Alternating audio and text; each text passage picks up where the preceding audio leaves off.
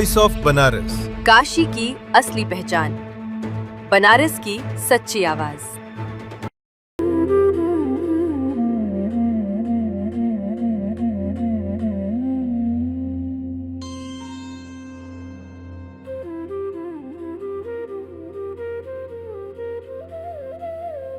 बनारस की पावन धरती पर कई ऐसे व्यक्तित्व हैं जिन्होंने अपने काम और व्यवहार से लोगों के दिलों में खास जगह बनाई है।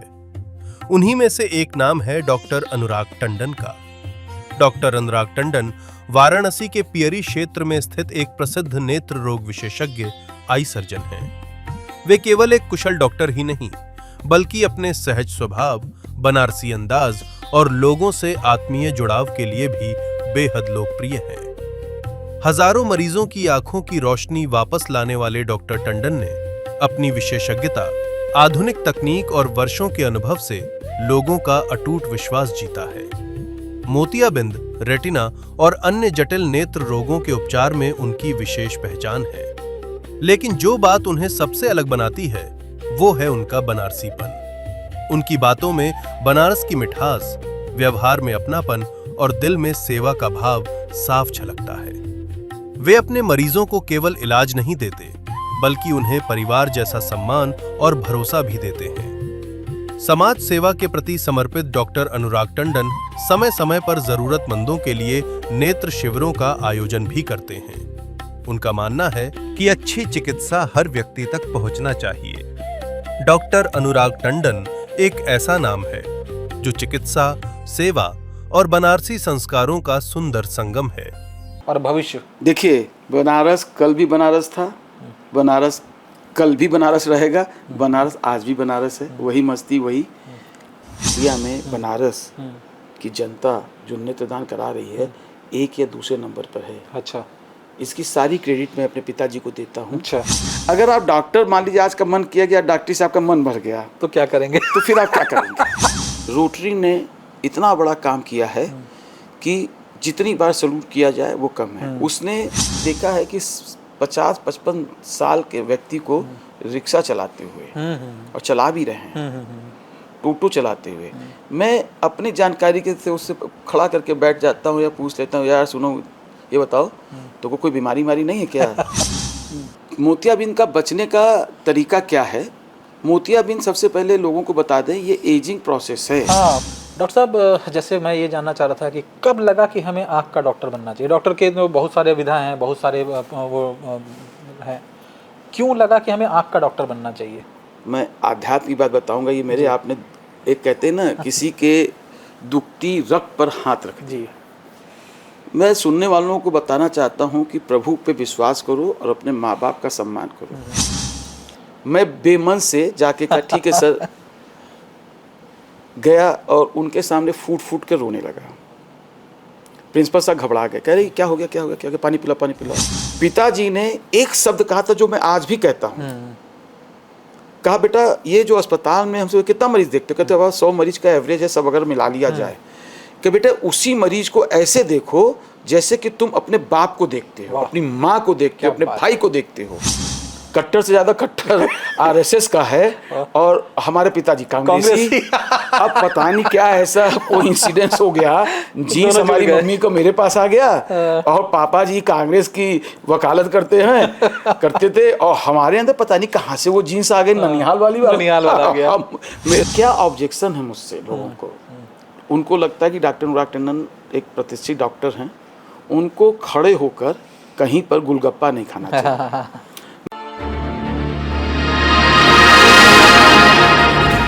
वॉइस ऑफ बनारस, काशी की असली पहचान, बनारस की सच्ची आवाज। नमस्कार, मैं अमरीश श्रीवास्तव। जीवन के बहुत सारे रंग हैं, सबसे सुनहरा रंग क्या है ये जानने के लिए हमारे पास दृष्टि होनी चाहिए, और दृष्टि को सही रखने के लिए हमारे पास दृष्टि को संरक्षित करने वाला एक डॉक्टर होना चाहिए। आज जिस शख्सियत से हम आपकी मुलाकात कराने जा रहे हैं वो किसी परिचय का मोहताज नहीं है, वाराणसी के प्रतिष्ठित आई सर्जन डॉक्टर अनुराग टंडन। नमस्कार डॉक्टर साहब। नमस्कार। आप अपने बारे में थोड़ा बहुत लोगों को बताएं। जैसा आपने बता दिया कि मैं डॉक्टर अनुराग टंडन हूँ, नेत्र रोग विशेषज्ञ हूँ। अभी प्रेजेंट टाइम में मैं आईएमए ब्रांच का अध्यक्ष हूँ, लायंस आई बैंक का सचिव हूँ, जहाँ पे नेत्रदान महादान का कार्य होता है। इसके अलावा सोशल सामाजिक प्लेटफॉर्म में मैं क्षत्रिय हितकारिणी सभा का 4 साल अध्यक्ष रहा हूँ और इस समय संरक्षक हूँ। एक चीज़ जानना चाह रहा था, ये तीनों जो आपने काम बताया, ये तीनों चीज़ें क्या हैं? जैसे हम सामान्य लोग तो हम लोग नहीं समझ पाते हैं। जैसे आपने आईएमए का नाम लिया, आई बैंक तो थोड़ा समझ में भी आता है, तो ये आईएमए क्या है चीज़ें? इंडियन मेडिकल एसोसिएशन, जी ये तो हर बड़े शहरों में होता है। यहाँ पर ब्लड बैंक होता है, एम्बुलेंस होती है, टीकाकरण होता है और बहुत से सोशल यहाँ पर एक्टिविटीज़ होती हैं। आईएमए के बिना तो आप ये ऐसा संगठन है डॉक्टरों का जहाँ सारे डॉक्टर लोग बैठते हैं और जो अध्यक्ष और सचिव होता है, नर्सिंग होम, क्लिनिक या डॉक्टर संबंधित कोई समस्या सरकार के द्वारा आती है तो वहाँ बैठकर सॉल्व किया जाता है। जी जी। और कुछ आप बता रहे थे? मैं वरिष्ठ उपाध्यक्ष हूँ राष्ट्रीय, अंतर्राष्ट्रीय और प्रदेश स्तर का क्षत्रिय समाज का। जी। मैंने जैसे कहा कि सोशल सर्विस में इन्वॉल्व हूँ, तो ये एक प्लेटफॉर्म है। दूसरा, मैं 33 वर्षों से लगातार लायंस क्लब का मैं सदस्य हूँ। उसमें मैं अध्यक्ष, रीजन पर्सन, जोन पर्सन और कम से कम 15 से 16 बार साइट चेयरपर्सन बनकर एक रिकॉर्ड स्थापित किया है लायंस क्लब में। इसी के साथ साथ मैं रोटरी मिड टाउन, जो शहर का बहुत ही प्रतिष्ठित रोटरी क्लब है, उसका मैं सदस्य हूँ और उसका मैं अध्यक्ष भी रह चुका हूँ। डॉक्टर साहब, ये जानना चाह रहे थे कि ये लायंस क्लब का नाम आपने लिया, रोटरी क्लब का नाम लिया, ये लोग किस तरह से जनता या समाज की सेवा करते हैं? देखिए, हमारा मानना है कि कोई भी सरकार विश्व की, या ये जो रोटरी और लायंस क्लब है, ये भारत की संस्था नहीं है, विश्व की संस्थाएं हैं। ये एनजीओस बहुत से ऐसे काम करते हैं जो भारत सरकार को मदद पहुंचाते हैं। जैसे कि एग्जाम्पल आप रोटरी को ले लीजिए। रोटरी ने इतना बड़ा काम किया है कि जितनी बार सैल्यूट किया जाए वो कम है। उसने एक मोटिव लिया, हमको भारतवर्ष से पोलियो हटाना है, और उसने ये करके दिखा दिया। ये छोटा मोटा काम नहीं है। ये बात सही है। दूसरा, लायंस क्लब का भी एक मोटिव है, वो साइट फर्स्ट कहता है। अच्छा। उसका अलग मोटिव है। साइट फर्स्ट का मतलब क्या हुआ है कि वो पूरे विश्व से जो लोग अंधत्वता के शिकार हैं उनको हटाने के लिए उस पर काम करता है और जगह जगह पर अच्छे अच्छे डॉक्टरों से शिविर लगाता है।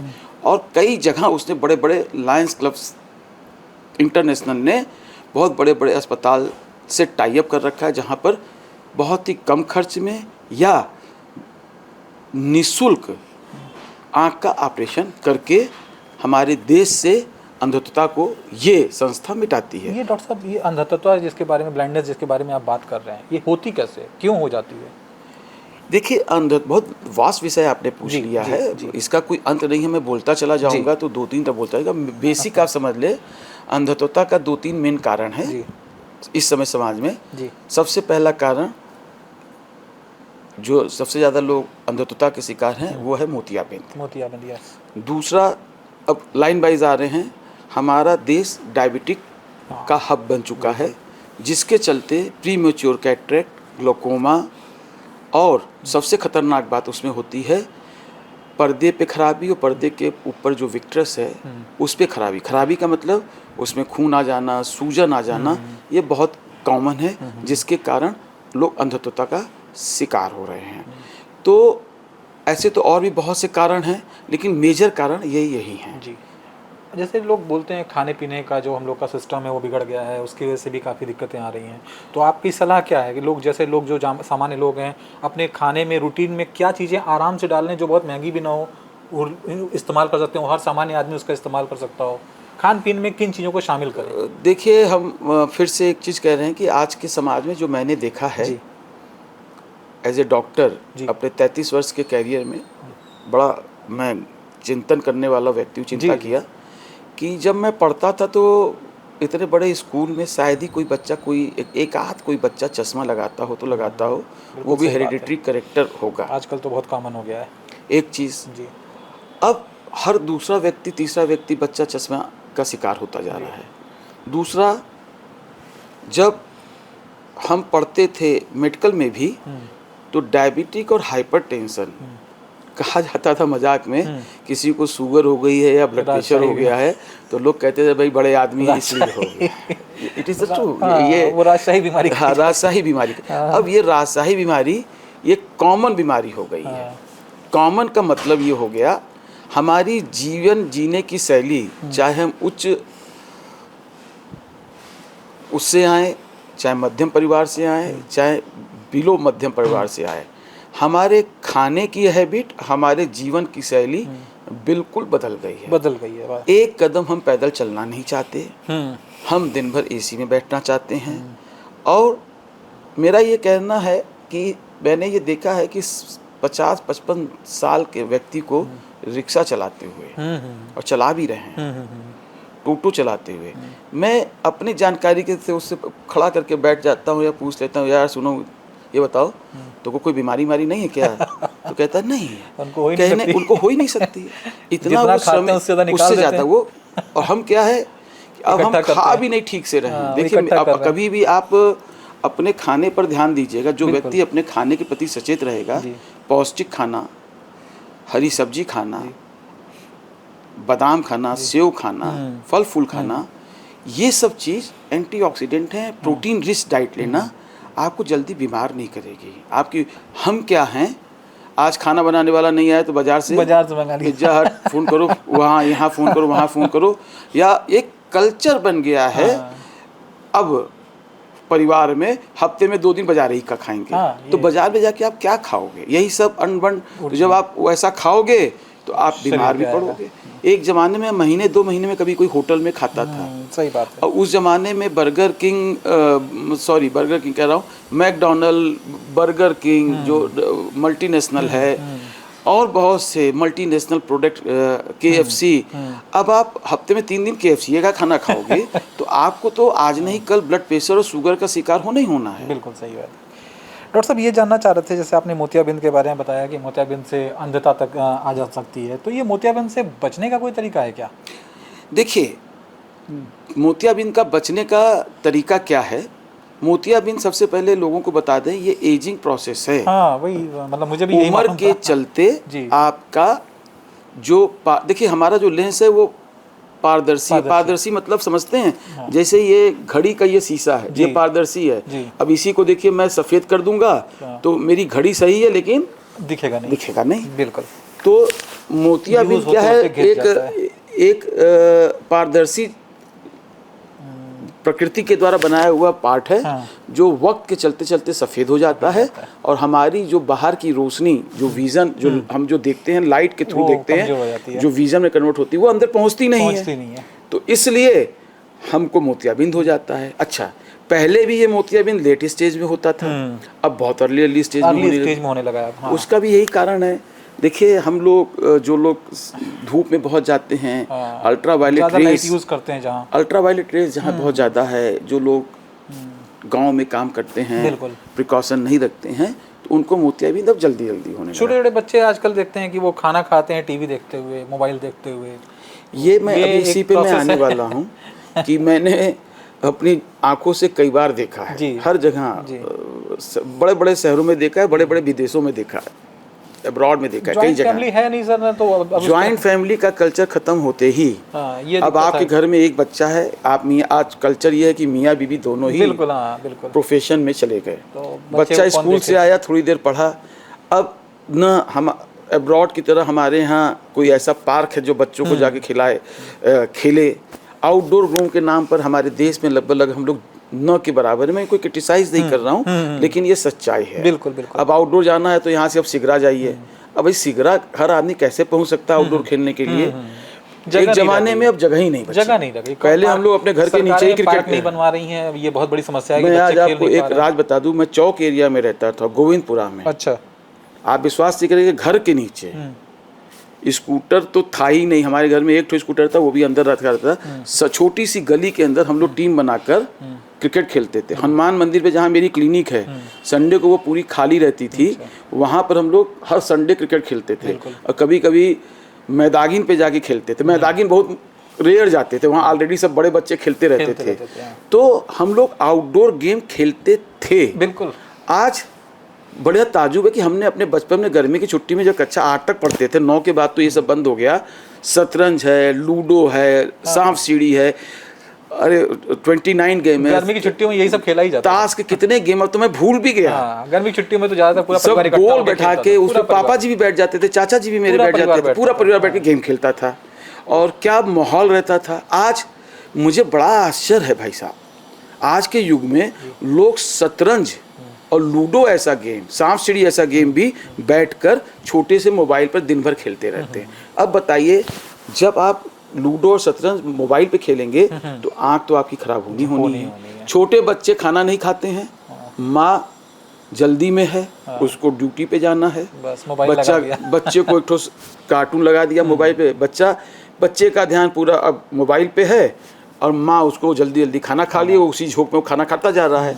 कुछ दिन बाद उस बच्चे से ये जो उसकी आदत पड़ गई है मोबाइल की, अब आप उलट के टंग जाइए, अब वो मोबाइल नहीं छोड़ने।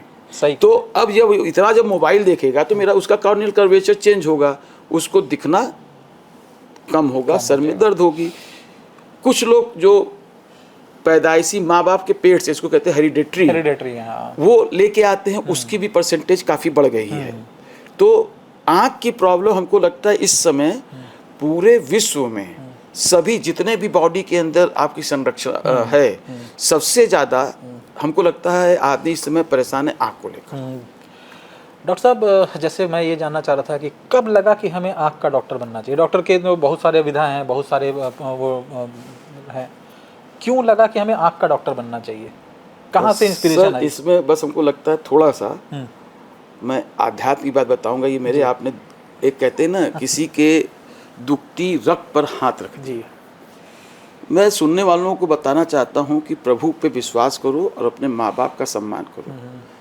ये बात सुन के मेरी आंख में आंसू आ रहा है। जब मैं MBBS से पढ़ता था जी, तो मुझे वहाँ पर पहले एक ब्रांच मिली, बाद में प्रमोशन होके हमको DCH मिल गया। एन कैन प्रकरण में कोई कारण था, मैं कारण में नहीं जाता हूँ। मेरे प्रिंसिपल से किसी के साथ झगड़ा था, वो मुझे भी दोषी मानता था।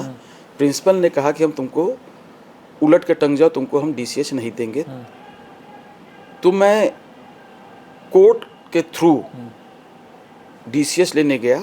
यहाँ पर भी देखिए जो हुई है वही जो राम रखी राखा। हमारे JDA संस्था के वकील थे, उन्होंने कहा कि पहले ही कोर्ट के आदेश आपका आएगा, इमीडिएटली प्रिंसिपल को बुला के ये कहा जाएगा कि डॉक्टर अनुराग टंडन को आप DCH तुरंत दे दिए, क्यों नहीं दे रहे हैं। व्यक्तिगत दुश्मनी और से बच्चों का मेरा दुर्भाग्य था, वहाँ पर भी कुछ ऐसा सो कॉल्ड, ऐसे हम बोलना नहीं आते, ऐसा एविडेंस हुआ। जज साहब ने मेरी फाइल उठा के किसी और कोर्ट पे ट्रांसफ़र कर दिया।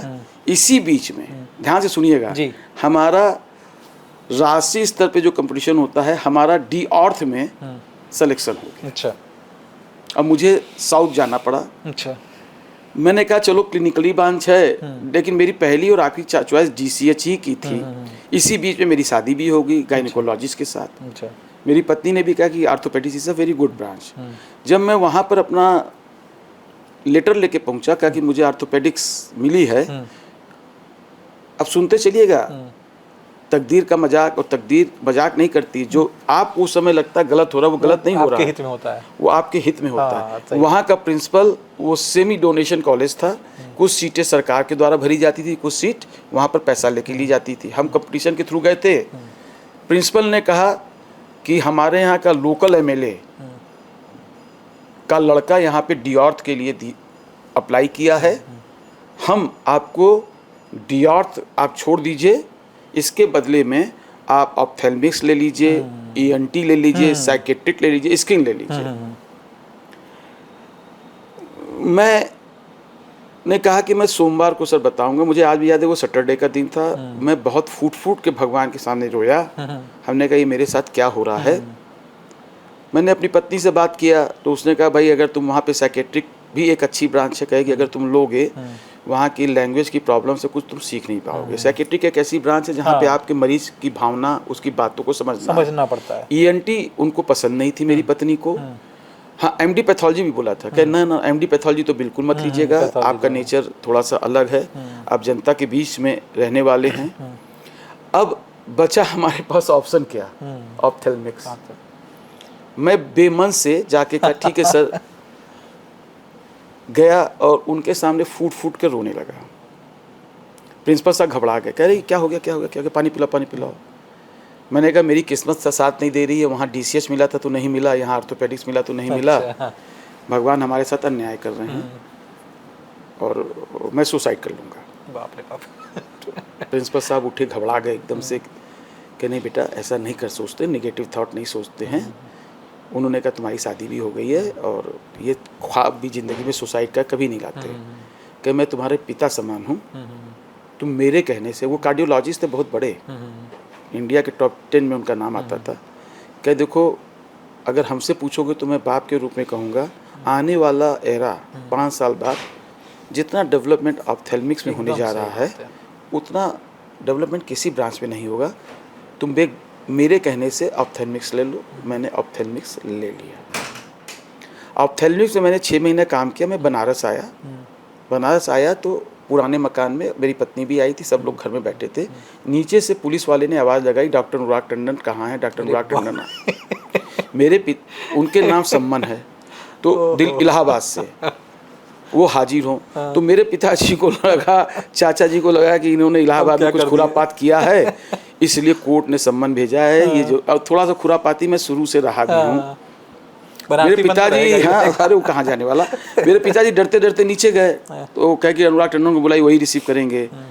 खैर पिताजी का बड़ा दबदबा था बनारस में, नेताजी सरकारी नियम है, तो मैं नीचे उतर के पापा साइन करो, साइन करे। तो मैं उसको पढ़ता पिताजी एक सीढ़ी चढ़ के फिर अपने सबके पास आके बैठे, तो उन्होंने डरते डरते उस सम्मन को खोला, कहीं ऐसा तो नहीं गिरफ्तारी का वारंट निकला है। तो उसमें आप सोचिए निकला क्या था कि डॉक्टर अनुराग टंडन आपको, ये 8 महीने की बात है, आपको कोर्ट द्वारा DCS दिया जा रहा है। आप 3 दिन के अंदर DCS डिपार्टमेंट बने बच्चों का बाल रोग विभाग ज्वाइन कीजिए और 48 घंटे के बाद कोर्ट में अपनी ज्वाइनिंग लेटर सबमिट कीजिए। मैं फिर से पागल हो गया। अरे हमने कहा क्या बात है, मेरा सपना पूरा हो गया, मेरे सारे दोस्त वहीं मिलेंगे। और मैं कहा कि चाचा जी, पापा जी, सालनी, अब मैं जा रहा हूँ इलाहाबाद।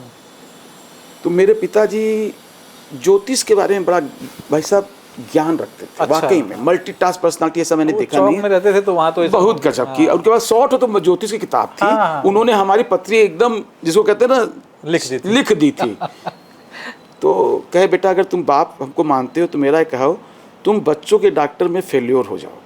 अरे उन्हें क्या बात करते हो, बीबी गायनेकोलॉजी क्या कॉम्बिनेशन है, क्या मैच है, ऐसा मैच जल्दी आपको देखने को नहीं मिलता है। तो मेरे चाचा जी थोड़ा हमको बहुत ज़्यादा बेटे की तरह मानते थे, स्वर्गीय केदारनाथ टंडन। अच्छा, बेटे से बढ़ के मानते थे। तो मेरे पापा से कहे भी, अरे गोपाल भैया बच्चे का मन है, बचपन जब से ये गया है कि हम बच्चों के डॉक्टर बनेंगे, काहे बच्चे का मन मार रहे हो, बनने दो, ये सब कहने की बात है। तो बहुत कस के अपने भाई को हड़काया, तुम बीच में मत बोलो। हमसे कहा कि देखो हम तुम्हारी पत्री देखे हैं, तुम्हारी राशि सिंह है, सिंह लगना पता नहीं क्या क्या बोले, हमारे समझ में नहीं आया। तुम अगर जिंदगी में सफलता पाओगे तो एज ए आई सर्जन ही पाओगे। और समझ लो अगर पीडियाट्रिक्स लेके जाके करोगे, एक भी बच्चा तुमसे ठीक नहीं होने वाला है। हम तो डरा दिया। तब तक से माता जी आई, कहते को माँ बाप भगवान होते हैं और पिता ने तुम्हारे बारे में जो जो आज तक कहा वो सही हुआ है। मेरी पत्नी ने भी पता नहीं क्या सोच के बोला कि ऐसा है पीडियाट्रिक्स में भी इमरजेंसी होगी, गायनी में भी इमरजेंसी होगी, तो कोई एक ऐसा व्यक्ति होगा जिसके पास इमरजेंसी, आप आई ही करिए। 8 महीना कर चुके हैं, आप आई को मत छोड़िए। तो हम बेमन से आई करके चले आए। अच्छा। मेरे पिताजी आज नहीं हैं, लेकिन मैं आपको बता दूं, जो शोहरत, जो सम्मान और जो काम मुझे आई डिपार्टमेंट में मिला, बिल्कुल सही बात है। मेरे पूरा परिवार हंसपद हो गया कि अरे कोई आदमी आई में भी इतना नाम कमाता है जिसका कोई बैकग्राउंड नहीं है। तो ये काम आप बनारस का बहुत बड़ा चर्चित चेहरा हैं, आपको उसका कौन नहीं पीछे जानता कारण है? था। वो तो मैंने भगवत गीता बनारसियों का की वो किस्मत में श्लोक, आपका जो माँ ने कहा कि बेटा तुम आई करो और भगवान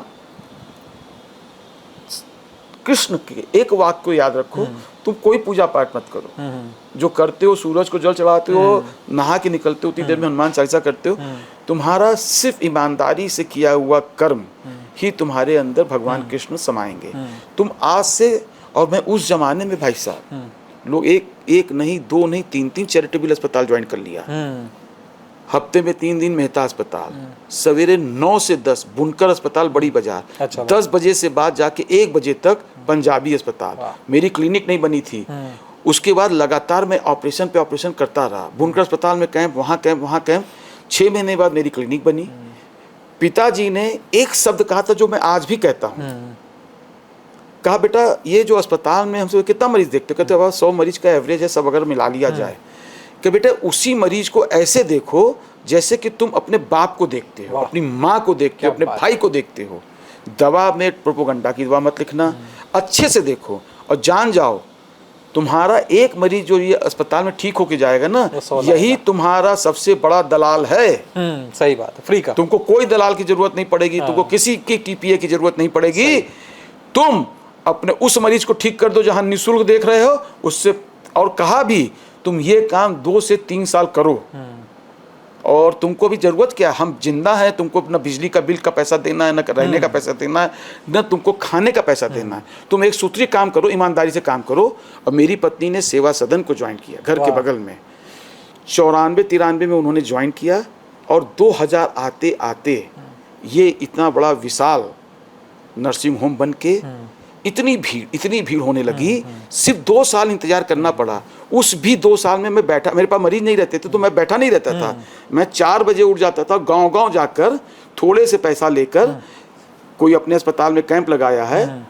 उस जमाने में 100 रुपया पर केस देता था। मुझे लगता था कि हम 100 ऑपरेशन किए, 10,000 रुपया लेके आए, तो मुझे ऐसा लगता था कि बहुत बड़ी रकम मैं लेके आया हूँ। सही बात है। तो धीरे धीरे मेहनत करते करते मैं सुनने वालों को बताता हूँ, आप कर्म पे विश्वास रखिए, ईमानदारी से कर्म कीजिए। एक चीज़ और कहूँगा, अगर मैं बहुत सर्जरी कर रहा हूँ, मैं आज सबके सामने किसी की हिम्मत नहीं कहने की, मैं डंके की चोट से कह रहा हूँ कि मैं सर्जरी करते समय एक वाक्य कहता हूँ भगवान से, हे प्रभु, ये मेरी माँ ने कहा था, जरूर बिना कहे तो मैं ऑपरेशन कर ही नहीं सकता हर मरीज को, ये ऑपरेशन मैं नहीं आप कर रहे हो। अगर रोशनी आई तो आपकी जिम्मेदारी, और नहीं आई तो आप जिम्मेदार हो। आप मुझे शक्ति दो कि मैं अपने कार्य को अच्छे से करूं, बेहतरीन करूं, बेहतरीन से बेहतरीन कर दूं। तो अभी भी मुझसे मरीज कहता है डॉक्टर साहब रोशनी आएगी, हमने कहा मैं इसकी गारंटी नहीं लेता मैं अपने कर्म की गारंटी लेता हूं। इसका रिजल्ट है जब आप इस तरीके की भावना से काम करेंगे। देखिए कोई डॉक्टर है ये कहता है कि उससे कोई केस ही नहीं खराब हुआ है। ऑपरेशन करना एक पार्ट है, ऑपरेशन का कॉम्प्लिकेशन दूसरा पार्ट है। जब आप ऑपरेशन कर रहे हैं तो कॉम्प्लिकेशन भी होगा, ऐसा है ही नहीं कॉम्प्लिकेशन कभी तो हो ही सकता है। मैं आपको बताऊं कि ऑपरेशन कैसे किया जाता है, किस किस टेक्नोलॉजी से किया जाता है, मुश्किल से 200-400 पन्ने का किताब में लिखा होगा, समझाया होगा। अब मान लीजिए 1000 पन्ने में समझाया होगा। ऑपरेशन के बाद क्या क्या दिक्कत आती है कम से कम 10,000 पन्ने में समझाया गया है। अब आप सोच लीजिए ऑपरेशन के करते समय दिक्कत आ सकती है, ऑपरेशन के आप अच्छे सर्जन तब हैं जब ऑपरेशन के कॉम्प्लिकेशन को मीट आउट कर दे और उसको ठीक कर दे। मैं कहता हूं अगर मैं ठीक नहीं कर पा रहा हूं तो मुझे सबसे पहले काम ये करना है, मरीज को बचाना है। बिल्कुल उससे कुछ छुपा कि भाई साहब देखिए मैं ये काम नहीं कर पा रहा हूं, इसमें ये दिक्कत आ गई, आप ये सेंटर पे चले जाइए, आप ठीक बच जाएंगे। कभी कभी मरीज बच भी जाता है, नहीं बचता है, तो इसका मतलब ये नहीं हुआ कि डॉक्टर अनुराग टंडन ने उसकी आंख खराब करी। अरे आप सोचिए कि अगर एक मरीज की भी आंख मैंने खराब हो गई मुझसे तो मरीज एक बार भूल जाएगा, मेरे लिए कितनी बड़ी बदनामी की बात है। वो एक मरीज 100 मरीज से जाके कहेगा टंडन जी के ऑपरेशन कराए थे, आंख खराब हो गया। मैं आपसे विश्वास दिलाता हूं, प्रभु को समर्पित करके अगर आप कोई भी काम करेंगे 99% सफलता आपको मिलेगी। जो 1% सफलता नहीं मिल रही है ये मेरा भाग्य नहीं है, उसके भाग्य में अंधा होना लिखा था, वो उसके जिम्मेदार वो है, मैं नहीं हूँ। होनी को तो कोई भी नहीं बदल सकता। अब भाई हम अगर ऐसा हो तो कोई डॉक्टर न मरे, डॉक्टर का परिवार बीमार न पड़े, डॉक्टर अजर अमर हो जाए, ऐसा हुआ है क्या? व्यक्ति अपना बेस्ट देना चाहता है। मैं अपना बेस्ट देता हूँ, रिजल्ट ईश्वर के हाथ में है, ईश्वर के हाथ में, और रिजल्ट देता है ईश्वर, ऐसा नहीं है। और किसी के भाग में अंधा लिखा हुआ है तो वो हमसे टकराई गया तो अंधा होगा, हम क्या कर सकते हैं। लेकिन मैं अंत तक कोशिश में करता हूँ कि उसकी आंख बचा ली जाए। कुछ अपने बचपन की यादें देखिए जो आपको मेरा लगे कि बचपन, मैं कुछ एक बताने चीज आज लायक कहना हो। चाहूंगा जी, सबसे जी ईमानदारी से। जी 2000 में मेरा नर्सिंग होम बन गया, आज 26 साल हो गए। जी और जब मेरा नर्सिंग होम बन गया तो सबसे पहले मेरे पापा जी गर्मी की छुट्टी हुई तो कहे यार हम कहे चलो नैनीताल चलते हैं। पापा बहुत कस के डाले, जिंदगी भर नैनीताले जाओगे क्या, बाप के साथ 10 बार हो आए हो, मसूरी जाओगे क्या, अब तुम डॉक्टर होगे विदेश जाओ। हाँ। तो मैं 2000 में सबसे पहले जो मेरा बजट था मैं नेपाल गया। अच्छा। हाँ भाई चलो नेपाल चलते हैं, विदेश विदेश तो वही है। 3 साल पहले मैं स्पेन और नॉर्वे का ट्रिप बनाया था। मेरी पत्नी ने एकदम कहा कि किसी कीमत पर हम विदेश अब नहीं जाएंगे घूमने। उन्होंने कहा कि अब हम धाम करेंगे, तो 3 धाम उन्होंने किया। मैं 3 धाम करने के बाद कभी ऐसा है चौथा धाम हम अब तभी करेंगे जब हम विदेश जाएंगे न्यूजीलैंड घूमने। तो बड़ी वो भी कहीं चलो अच्छा चलते। तो मैंने न्यूजीलैंड अपनी माता जी ने कहा कि हम भी चलेंगे। हमने कहा अरे बड़ा ठंडा पड़ता है भाई, कहीं नहीं हम चलेंगे, उन्हें बड़ा लंबा सफर है, कहीं हम भी अच्छा चलेंगे। यहाँ थोड़ा सा रोक रहा हूँ, मजेदार बात यह है कि डॉक्टर साहब कह रहे हैं कि धाम नहीं जाएंगे और पीछे घर डॉक्टर साहब के घर पे देखिए लाइव दर्शन हो रहा है महादेव। चौथा धाम नहीं जाएंगे जब तक हम न्यूजीलैंड घूम के नहीं आएंगे। घर पे लाइव तो दर्शन सानी चल रहा है। टंडन को चौथा धाम जाना था। अब अनुराग टंडन ने एक पेज फंसा दिया कि चौथा धाम तभी चलेंगे जब हम न्यूजीलैंड घूम के आएंगे। खैर पिछले साल मैं न्यूजीलैंड घूम के आया। उसके 6 महीने बाद जब अभी दिवाली आई है, अरे होली बीती है, तो होली में 1 2 3 4 लगातार छुट्टी थी। तो तुरंत द्वारिकाधीश हमारा बाकी था। अच्छा। मैं मम्मी मैं तुरंत छुट्टी थी, यहाँ से गया राजकोट से दर्शन किया और मेरा चारों धाम हो गया। वाह। अच्छा मैं एक चीज़ जरूर कहना चाहता हूँ, मेरा कहने का बहुत ही गंभीर अर्थ समझिएगा। जी मेरे पिताजी ने मुझे पूरा इंडिया बचपन में से घुमा दिया था। मैंने पूरा विश्व भी घूम लिया। मैं आज ईमानदारी से बताएं, जितना मज़ा आप अपने पिता के समय कर लिए, वो तो खैर वो मज़ा आप कुछ भी करके कमा के कर ले, वो मज़ा नहीं आएगा। जैसे आप पूरा विदेश घूम आए, सब कुछ देख लिए, बड़े बड़े पार्क देख लिए, बड़े बड़े स्टूडियो देख लिए, यूनिवर्सल स्टूडियो देख लिए, डिज्नीलैंड स्टूडियो देख लिए, सब घुमाए, एक से एक चीज़ किया। जो मज़ा पिताजी कंधे पे बैठा के नटकैया और दुर्गा पूजा दिखाते थे और मैं ऊपर से वो चरखी लिया रहता था और चिल्लाता पापा देखो ये तेजी से नाच रही है। वैसी खुशी और आनंद वो विदेश में नहीं कहीं महसूस हुआ। ये बात पिताजी के जानने के बाद समझ में आई। दूसरी चीज़ मैं बताऊं, आप विश्व में बढ़िया से बढ़िया होटल में खाना खा लीजिए, बाद में आपको लगता है जो माँ ने एक उबला हुआ आलू लिया और हाथ से मैच करके उसमें थोड़ा सा मसाला डाला और 2 पूरी दे दिया, जो स्वाद उसमें है वो किसी 7 स्टार होटल के खाने में नहीं है भाई साहब। ये है माँ बाप का प्यार। अच्छा ये भी एक संजोग की बात है कि कल हम लोगों ने मदर्स डे मनाया और आज हम डॉक्टर साहब से मतलब उनकी माता जी के बारे में बात करेंगे। देखिए वो लोग बहुत भाग्यशाली हैं। ननिहाल कहाँ है आपका? मेरा ननिहाल मऊनाथ भंजन में। अरे वाह। और मेरे नाना लोग जमींदार थे। और एक चीज़ और बता दें, बड़ा कंट्रोवर्सी है, हमारे नाना जो बड़े नाना जी थे वो आरएसएस के संस्थापक वो थे, सदस्य थे और इमरजेंसी में जेल गए थे और जेल के बाद वो मर भी गए। हमारा ननिहाल खानदान कट्टर से ज्यादा कट्टर आरएसएस का है और हमारे पिताजी कांग्रेसी। अब पता नहीं क्या ऐसा कोइंसिडेंस हो गया, जीन्स हमारी मम्मी को मेरे पास आ गया और पापा जी कांग्रेस की वकालत करते थे और हमारे अंदर पता नहीं कहाँ से वो जीन्स आ गई, ननिहाल वाला आ गया। मेरे पापा जी कभी कभी गुस्से में कहते थे हमारे घर में एक गद्दार पैदा हो गया। वो हंसी मजाक, हम भाजपा की तारीफ करते, आरएसएस की तारीफ करते, अब वो उतना बाद में जब पिताजी का टिकट कटा ना सन 80-85 में, वो निर्विरोध ऐसे नेता थे, जबरी का टिकट काट देना। उसके बाद मैंने कहा भी ईमानदार आदमी को टिकट मिलना चाहिए। आज उसका नतीजा क्या है, पिताजी का टिकट करा, आज लगभग 40 साल हो गया, कांग्रेस जीती नहीं पाई। बीच में एक वही इंदिरा गांधी के नहीं, राजेश मिश्रा तो एमपी का लड़े थे। वो इंदिरा गांधी के समय एक आदमी जीते थे, उसके बाद तो कांग्रेस का यहाँ नामो निशानी खत्म हो गया। पिताजी ने कांग्रेस भाजपा के गढ़ से भाजपा को हराया, बाद में उनका मन भी बहुत दुखी हो गया। तो मैं उस समय पढ़ रहा था। कहाँ पढ़ते थे आप? मैं MLN मेडिकल कॉलेज में पढ़ता था। मुझे भी पिताजी का टिकट कटने का मुझे राजनीति में कोई शौक नहीं था, लेकिन ये दुख हुआ यार इस देश के अंदर इतना मेहनत किए हैं, इतना मेहनत किए, जेब में मोहर लेके घूमते थे, किसी से एक पैसा नहीं लिए, फटा कुर्ता पहनते थे। इस देश में ऐसे लोगों को नेता बनना चाहिए, ऐसे लोगों का टिकट काट दिया जाता है इस देश के अंदर। तो मुझे एक अजीब सी चिढ़न और हो गई। बिल्कुल सही बात है। और कोई भी बेटा रहेगा ना, और बाप के चेहरे का वो जो दर्द है वो मैं समझता था। पैसा भी नहीं कमाया, लोगों का काम किया और टिकट भी कट गया। खैर ये राजनीतिक बातें हैं, सब तो राजनीति का हिस्सा चलता रहता है। प्रारंभिक शिक्षा कहाँ से आपकी? मेरी प्रारंभिक शिक्षा, हम लोग सारे परिवार के, मैं मेरे भाई लोग भारतीय विद्यालय कमच्छा पे था, वो एजुकेशन में था। अच्छा। कक्षा 9-8 तक वहाँ पढ़ा, फिर 9, 10, 11, 12 मैं क्वींस कॉलेज से अपना ग्रेजुएशन करके सीधे 1 साल के लिए लखनऊ स्टैंडर्ड कोचिंग किया, और जो कि हजरतगंज में उस ज़माने में यूपी की सबसे बढ़िया कोचिंगों में से एक कोचिंग थी। वहाँ रह के 1 साल मैं, मेरे बड़ा भाई, मेरा एक और फ्रेंड, ये लोग कोचिंग साथ साथ जाते तैयारी करते थे। किस्मत देखिए सभी का सिलेक्शन, सब सिलेक्शन। परिवार के बारे में कुछ अपने बताएं, परिवार में कौन कौन लोग हैं, क्या क्या? आज अनुराग टंडन को जो सबसे ज़्यादा खलता है जी, अपना वो पुराना मकान, जहाँ 5 भाई, 15-20 भाई, 5 चाचा ताऊ मिला के, और 20-25 भाई बहन, और जो ज्वाइंट फैमिली का कल्चर एक मज़ेदार।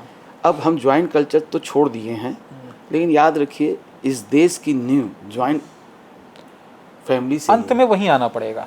आप यूनिट आज हम जो डॉक्टर बने, आज मैं जो मल्टीटास्क पर्सनालिटी है मेरी, हर चीज़ खेल लेता हूँ, हर चीज़ कर लेता हूँ। और जो मेरे अंदर, मैं एक चीज़ और बताना चाहूँगा, कुछ लोगों को बड़ा ऑब्जेक्शन है हमारे कुछ एक्टिविटी का। जी, मैं सुनता रहता हूँ। जी। मैं यही पूछने ही वाला था अभी आपसे। मैं आपको लगा मैं भाव से मैं सुनता रहता हूँ। अभी भी 2 दिन पहले भी एक आदमी ने रोक के हमसे कह भी दिया जी, तो मैं कुछ बोला नहीं। हमने कहा अच्छा कभी क्लिनिक में आओगे तो तुमको समझाएंगे। क्या ऑब्जेक्शन है मुझसे लोगों को? उनको लगता है कि डॉक्टर अनुराग टंडन एक प्रतिष्ठित डॉक्टर हैं, उनको खड़े होकर कहीं पर गुलगप्पा नहीं खाना चाहिए। डॉक्टर अनुराग टंडन खड़े होकर कचौड़ी नहीं खाना चाहिए। डॉक्टर अनुराग टंडन जब भी चलें तो मर्सिडीज या बड़ी गाड़ी से ही चलें। अच्छा, डॉक्टर साहब के बारे में एक बात बता दूं कि डॉक्टर साहब को जो लोग जानते हैं, नहीं जानते हैं, वो चाहें तो कभी भी कबीर चौराहे पे इनके साथ खड़े होकर कचौड़ी खा सकते हैं। हाँ, ये कबीर चौराहे पे कचौड़ी खाते दिख जाएंगे। डॉक्टर साहब स्कूटी से क्यों चलते हैं? अरे भाई चौक में जाना है तो कैसे चले जा, हवाई जहाज से चले जाए, जैसा देश वैसा भेज। बनारस में तो दूसरा, लोगों को बहुत ऑब्जेक्शन है, डॉक्टर साहब गंभीर नहीं रहते हैं। ये लोगों के अंदर एक मिसकॉन्सेप्ट बैठ गया है, डॉक्टर अनुराग टंडन गंभीर नहीं बन रहे। मैं आपसे कहना चाहता हूँ, कभी आइए, हम अपनी जब कुर्सी पे मैं डॉक्टरी कुर्सी पे तो बैठा नहीं, मैं इंटरव्यू दे रहा हूँ। जब मैं डॉक्टरी की कुर्सी पे बैठता हूँ तो सराउंडिंग हमारे ओम नमः शिवाय, गायत्री मंत्र या हनुमान चालीसा या सुंदर कांड का पाठ चलता है, यही ओटी में रहता है। मेरा फुल कंसंट्रेशन मरीज पे रहता है। मैं वहाँ पे गंभीर हूँ, वहाँ पे भी वैसा गंभीर नहीं हूँ कि खड़ूस डॉक्टर वाला गंभीर। सही गंभीरता से मरीज देखता हूँ, मरीज के आया है तो उसको थोड़ा सा हंसा के भेजता हूँ। बिल्कुल। दूसरा, आप अनुराग टंडन को कैसा गंभीर चाहते हैं? क्या अनुराग टंडन हंसी मजाक ना करें, किसी को हंसाए नहीं? लोगों को बड़ा ऑब्जेक्शन है कि मैं अपने डांस की रील फेसबुक पे डाल देता, शेयर करते रहते हैं, और बहुत बार देखा है मैंने भी। और इसका कुछ लोग तो बहुत अप्रिशिएशन करते हैं, कुछ लोग मेरी पत्नी से शिकायत करते हैं कि इतने बड़े डॉक्टर होके बताइए डांस कर रहे हैं। तो मैं एक चीज़ पूछना चाहता हूँ, एक डॉक्टर क्या अपनी खुशी नहीं मना सकता है? क्या वो डांस नहीं कर सकता है? कुछ कहते हैं आप डांस कीजिए लेकिन फेसबुक पे मत डालिए, तो फायदा ही क्या? तो भाई अपनी खुशी ना दिखाएं। हम अपनी खुशी, फेसबुक का मतलब कि हमारे सब दोस्त तो यार देख रहे हैं ना कि अनुराग टंडन मस्त है, हंसी मजाक जोक चुटकुले, मैं अपने दोस्तों के बीच में कर रहा हूँ ना। कोई मैं नॉनवेज क्या कुछ ऐसी गंदी हरकत तो नहीं कर रहा हूँ जाके? तो ये दिमाग से हटा दीजिए कि मैं गंभीर नहीं हूँ। नहीं, मैंने डॉक्टर साहब को बड़ा अच्छा लगा था मुझे देख के, जब भारत ने मैच जीता था और डॉक्टर साहब अपनी टीवी के सामने नाचते हुए दिखाई पड़े थे। नहीं, आप सोचिए कि भोलेनाथ की नगरी में है, बाबा भोले के घर के समीप रहते हैं, बनारसीपन मेरे रग रग में बसा है, और बचपना मैं अपना ख़त्म नहीं करना चाहता हूँ। क्यों ख़त्म करूँ? और बाबा की नगरी में रह के मस्त नहीं रहे, बनारसीपन में नहीं रहे, तो फिर बनारस छोड़ के हमको यूरोप चले जाना चाहिए। वहीं कोने में पड़े रहेंगे फ्लैट के अंदर, अपने फ्लैट में पड़े रहेंगे, सवेरे उठेंगे, डॉक्टरी करेंगे, शाम को लॉन्ग टेनिस खेलेंगे, एक क्या कहते हैं, 2-4 लोगों के साथ, 2-4 लोगों के साथ पिएंगे, वाइन पिएंगे, मौज करेंगे, मस्ती करेंगे, हफ्ते 2 दिन लॉन्ग रूट पे चले जाएंगे। वो जिंदगी जीना अच्छा है कि बनारस में रह के बाबा का दर्शन करके हर हर महादेव कहना, उससे बता का गुरु का हाल बाल चाल है, अब एक तो तुमको बहुत बढ़िया जोक सुना है तुमको, वही सड़क पे खड़े होकर थोड़ा जोक सुना दिए, तो इस पे लोगों को लगता है कि डॉक्टर टंडन गंभीर नहीं है। अरे भाई डॉक्टर टंडन अपनी जिंदगी भी ना जिए मस्ती वाली, क्या कर लें? डॉक्टर औरों की तरह एकदम गंभीर हो जाए, मरीज पूछ पूछे चुप रहिए, नहीं बात करना उधर जाके बात कीजिए। कहने का मतलब है आदमी को अपनी ओरिजिनलिटी, मैं ओरिजिनली बनारसी हूँ, 400 वर्ष पुराना इतिहास है हमारा खानदान का। बिल्कुल। मेरे पिताजी, मेरे कंजेनाइटल हमारा म्यूटेशन हो चुका है बनारसीपन का, तो मैं डॉक्टर क्या प्रधानमंत्री बन जाऊंगा, थोड़ा बहुत बनारसीपन रहेगा, रहना ही चाहिए। हाँ, पद के साथ साथ थोड़ी सी गरिमा मेंटेन करना चाहिए, इस बात से मैं सहमत हूँ। तो पद की गरिमा रखते हुए मैं बहुत जगह देखता हूँ, तो उस गरिमा को भी मेंटेन करता हूँ। लेकिन आप ये उम्मीद कीजिए कि हर समय मैं गंभीरे बना रहूँ, तो मैं अगर 5-7 साल 10 साल जीना है तो 2 साल में मर मरा नहीं, जाऊंगा। फिर पेशेंट के साथ हम उतना अच्छा रह भी नहीं पाएंगे कि अगर पेशेंट के साथ तो आपको दोस्त बन के रहना है, जब तक आप थोड़े हंसमुख नहीं होंगे तो पेशेंट जब तक हंस के ना निकले आपके कमरे से, ऐसे ऐसे क्वेश्चन करते हैं पेशेंट, आप विश्वास नहीं कीजिएगा, ऐसे ऐसे क्वेश्चन करते हैं कि आप अपना कोई दूसरा डॉक्टर हो तो कपार थाम ले, उसके क्वेश्चन का जवाब। मैं ऐसे एक एग्जांपल देता हूं, मैं फैको ऑपरेशन करता हूं, या मरीज तो जानते हैं, मरीज किससे पूछेगा? मरीज को दिक्कत है, आप उसको झटक देंगे, ये भी कोई पूछना हुआ यहाँ से? नहीं, मरीज तो मरीज है, वो तो अपने डॉक्टर से बता ही नहीं पाएगा अपने बारे में। अब मैं बाहर निकलता हूँ, मैं जबकि बोल देता हूँ देखिए सिर्फ आंख में पानी नहीं जाना चाहिए, ये 2 दवा डालना है और कोई प्रिकॉशन नहीं रहना, उसके बाद भी मरीज पीछा नहीं छोड़ते। ये बतावा डॉक्टर साहब का खाएं, गोलगप्पा खा सकते हैं कि नहीं? तो हमको गुस्सा उस्सा नहीं आता है। हमने कहा एक चीज बता दो, या तुम डायबिटीज के मरीज हो? कहा नहीं। तो हमने कहा ये बताओ खाना कहाँ से खाते हो? कहा मुंह से। तो उसको सीधा आंसर नहीं देते हैं, मुंह से। ऑपरेशन कहाँ का कराए हो? कहा आँख से। तो अगर आँख से खाना खाते हो तो आँख पे कुछ बताएंगे नहीं खाना है। अरे यार जो खाते हो, जो पीते हो, सब खाओ पियो, सब खाओ। हाँ, एक चीज और कहते हैं, लेकिन अगर जो चीज नहीं खाते थे और नहीं खा रहे हो वो मत खाओ। हाँ। और ये ऑपरेशन जो मैं कर रहा हूँ विश्व की सबसे नई टेक्नोलॉजी है, सिर्फ मात्र 2 दवा डालना, एक रात को सोते समय, एक दिन भर में 6 बार, और आंख पे गंदा पानी ना जाए बस। अब ओके बाद एक जने फिर पूछते डॉक्टर साहब चावल खा सकते हैं? तो डॉक्टर साहब ई कर सकते हैं। फिर मैं मुस्कुराता हूँ। अरे हमने कहा भैया पेशेंट ऐसा ही होता है, मैं कभी पेशेंट से इरिटेट होकर जल्दी बात नहीं करता हूँ। एक चीज, पेशेंट ऐसा ही होता है, जब तक मरीज ऐसे ना, कुछ मरीज है अपनी मेरी जिंदगी के 30 साल 35 साल मेडिकल में, कुछ मरीज आते हैं बड़ा एग्रेसिव होके। देखिए मैं एक सिद्धांत की बात आज आपको बता दूं जी, हर आदमी नोट कर लिए, कभी भी जिंदगी में किसी को अपमानित मत कीजिए। बिल्कुल सही बात है, चाहे वो रिक्शे वाला क्यों ना हो। चाणक्य का अपमान हुआ था तो साम्राज्य खत्म हो गया। हाँ, ये मैं कहने वाला था।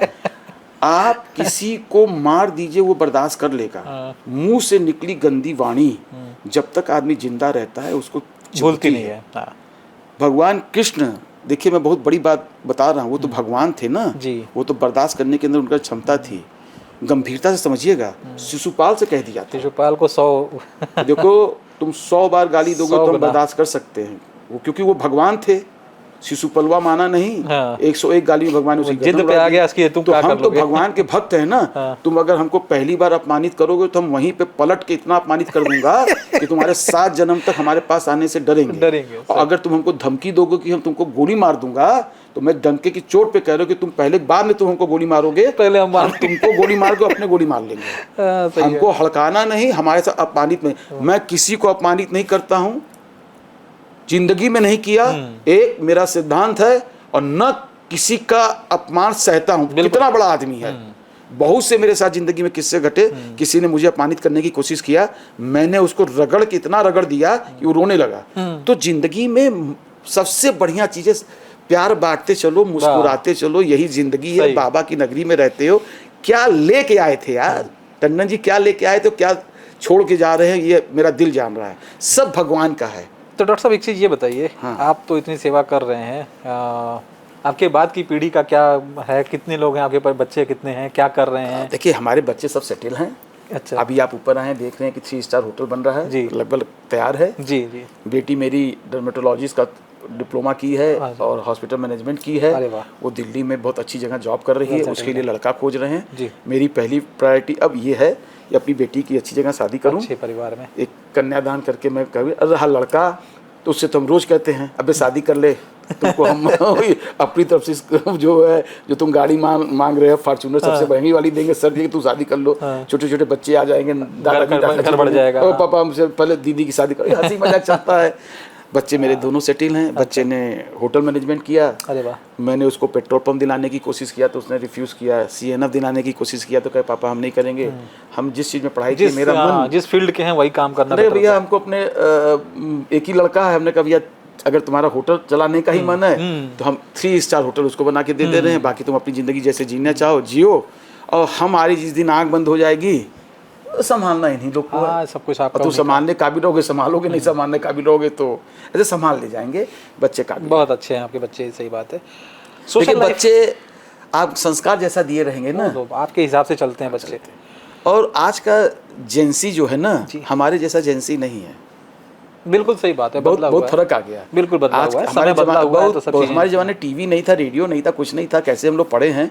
आज के बच्चे हमसे ज़्यादा नॉलेज रखते हैं, पता नहीं यहाँ हुआ आके हमको बता देते फलानी जगह ये हो गया, ठिकानी जगह ये एक हो वही गया। जो आपने हम लोगों ने बीच में बात की थी ना डॉक्टर साहब, जैसे कि हमें भी अपने बचपन का याद है, आपके साथ क्या सभी के साथ ऐसे ही होता है। गर्मी की छुट्टियों में मामा के लड़के, चाचा के लड़के, बुआ के लड़के, मौसा के लड़के सब इकट्ठा होते थे, झूम के 2-3 महीना बिताते थे। वो पता नहीं चलता था कब आया और कब बीत गया। सब एक साथ खा रहे हैं, पी रहे हैं, कहीं कोई क्लेश ऐसा नहीं था। अब वो मिस है। एक चीज़ और बता दें, एक चीज़ और बहुत बड़ी मिस है। जब हम भारतीय विद्यालय में पढ़ते थे, कक्षा 8 तक छोटे से थे, जी। 2-3 तो बदमाशी तो करते ही होंगे। जी। तो चेहरे से आपको नहीं लग रहा है कि हम बदमाश नोटोरियस टाइप का आदमी है। बहुत हम मेडिकल कॉलेज तक नोटोरियस बना किए, हमारी शिकायत यहाँ तक प्रिंसिपल तक पहुंची, लोग कहीं इसको निकाल बाहर किया जाएगा, लेकिन हमारे से तो कोई फर्क नहीं पड़ा, नोटोरियस बना करते रहते थे। वो जमाने में जब स्कूल में नोटोरियस बना या किसी को मार देना, ईंटे से मार देना, उसको चोट लग जाना, तो या होमवर्क करके न ले जाना, तो टीचर जो है यहाँ पर स्केल से मारते अरे थे। बाप रे। और दोनों उंगली के पीछे में- पेंसिल। और इधर से लपड़ उधर से लपड़, वो तो तुमने ये बदतमीजी की, वो किया, ये किया, बल भर पिटाई हो जाती अच्छा, थी। इसमें एक चीज और जो ऐड करूंगा डॉक्टर साहब, जैसे हम लोग जब छोटे थे तो हमारे मम्मी पापा जाते थे टीचर से पूछते थे पढ़ता है कि नहीं पढ़ता है, नहीं पढ़ता तो कूटिए। अब माँ बाप लड़ने चले ये इसी से तो बल भर पिटाते थे। अब माँ बाप और लड़ने चले पापा जाते जी हैं। के दोस्त का स्कूल था। हाँ। और अच्छा, आज जब आप पिटाए रहते हैं ना तो आपका चेहरा बताता तो आए तो किसी ने पूछा क्या बात है स्कूल में मार खाए हो? अरे कैसी बात करते हैं, कहाँ मार खाए हैं? क्योंकि अगर हमने कह दिया हम स्कूल में मार खाए हैं तो मालूम है गलती की होंगे। तो फिर पूछे क्यों खाए हो भैया, जरा बताओ, हमने ऐसा किया था। तो वहां तो पिटाए थे, फिर पिटाएंगे। फिर पिटाएंगे तो फिर से ना पिटा जाए तो भैया नहीं, एक ही बार बोलते हैं। एक ही बार पिटाना ठीक है, एक दो बार। तो अब ये कल्चर क्या है, खत्म हो गया। खत्म हो गया है। अब तो बच्चे के लिए बच्चे को माँ मार बाप के लड़ देखे जाते स्कूल हैं। में तो वो टीचर सस्पेंड होता है। तो जब इस तरीके की व्यवस्था कर दोगे, हाँ। क्या बच्चा पढ़ेगा, क्या स्कूल में टीचर की इज्जत रहेगी? सही है। हमारे स्कूल, हमारे समय में गुरु को वाकई में हम लोग भगवान मानते थे। भगवान, अरे इतना मार खाते थे। और उसका नतीजा निकला ना कि बाद में आप सोना बन के निकले। बिल्कुल। और क्या एरिया ऑफ इंटरेस्ट आपका जानना चाह रहे हैं, कहाँ कहाँ आपका मतलब किन किन चीज़ों में आपको मज़ा आता है, कौन कौन सी चीज़ें ऐसी हैं जो आप चाहते हैं कि लाइफ में लगातार चलती रहें? बचपन में क्या शौक थे, अभी क्या शौक बचे हुए हैं? देखिए, हम बचपन में शुरू से जी। मुझे किशोर कुमार, मुकेश, अरे वाह, मोहम्मद रफ़ी, लता मंगेशकर, आशा भोसले, ये मेरे सब फेवरेट्स legends। सिंगर थे। मैं उनके गाने बहुत सुनता था रेडियो पे लगा के और पढ़ता रहता था। मेरे अंदर एक इनबिल्ट 2-3 हमको लगता है वो है जो मुझे लगता है कि कहीं ना कहीं ख़त्म हो गई, इसको करना चाहिए। एक हमारे अंदर जो बहुत ज़्यादा शौक है वो है नाटक का। अच्छा, हम स्टेज आर्टिस्ट अदाकारी। स्टेज आर्टिस्ट रह भी चुका अरे हूँ। वाह, मेडिकल कॉलेज में नाटक करता था। अरे वाह, ऐसे तो जिंदगी एक नाटक है। जिंदगी ही एक नाटक है। वो तो अभी नीचे उतरेंगे नाटक चालू हो जाएगा। वो नाटक किसी के साथ भी हो सकता हाँ, है। सही। तो जिंदगी एक नाटक है, लेकिन मुझे इसमें, मैं फिल्मों से बहुत अट्रैक्ट हूँ। अरे वाह। मैं as a writer, as a director, as a producer, तो उम्र नहीं हीरो बनने की, लेकिन फिल्म बनाना मुझे लगता है कि अगर ये एक चॉइस है, एक चॉइस थी, हाँ, वो अंदर रह है, गई, अभी अंदर है रह गई। दूसरा पॉलिटिक्स, अच्छा, पॉलिटिक्स। मुझे देश की पॉलिटिक्स में बहुत इंटरेस्ट है, वो तो आपके खून में है। मेरे खून में है। और हर इलेक्शन में हाँ, दुनिया अपना एग्जिट पोल बनाती है, आप अपना बना देते हैं। मैं अपना एग्जिट पोल बनाता हूँ। आप विश्वास नहीं करेंगे कि लोग ताजुब करते हैं कि अनुराग टंडन का एग्जिट पोल कैसे सफल हुआ। मैं आपको छोटा सा किस्सा सुना रहा हूँ, बहुत जल्दी वाला। अभी मैं 6 महीने पहले अपनी बहन के लड़के की शादी में कलकत्ते गया था जी। होटल में रुका, 5 स्टार होटल में। होटल से जहाँ पे शादी थी वो 6 किलोमीटर दूर था। एक बार सवेरे चले गए, फिर दिन भर वहीं रहे, फिर आए, शाम को आराम किए, फिर चले गए शादी में। 2 या 3 दिन की शादी थी, 3 दिन होटल रुका था। तो मुझे लगा यहाँ चुनाव होने वाला है। मैंने, आप विश्वास कीजिए, 50 आदमी का इंटरव्यू लिया। अच्छा। पहले जिसने मुझे सलाम किया तो मैंने उससे पूछा आप कहाँ के रहने वाले हो? क्या कि बिहार है। हमने कहा तुम्हारा यहाँ वोट है? उसने कहा नहीं। होटल के अंदर मैंने 10 लोगों का इंटरव्यू लिया, लड़कियों का लिया, लड़कों का लिया, स्वीपर का लिया। होटलों में हर कैडर को पकड़ा। बुद्धिजीवियों को, जो मैनेजर, जो एमडी था, वो उससे कहे मैं बंगाल का हूँ, क्या आप वोटर? कहे हाँ। इसी तरह गाड़ी से रुका, ड्राइवर से कर रोक दो। वहाँ पान की दुकान थी, पान की दुकान में 2, 4, 10 लोग खड़े थे। हमने कहा भैया एक तो पान दे दो, उसमें देखो भैया सुपारी मत डाल देना। मुझे पान जो मैंने बनारस के अलावा कहीं अच्छा नहीं लगता है। सुपारी उपारी से लगता है दांत खराब होते हैं। तो बहाने से उतरा तो वहाँ बात है, भाई साहब आप बंगाल के, आप कहाँ से? बनारस। अरे मोदी जी के, हाँ मोदी जी के यहाँ से। ये बताइए यहाँ दीदी का क्या हाल है? तो इस तरीके से मैंने 50 लोगों का सर्वे किया। आप विश्वास करेंगे 50 में 49%। अब आप सोचिए, इसी को आप 50,000 से गुणा कर दीजिए।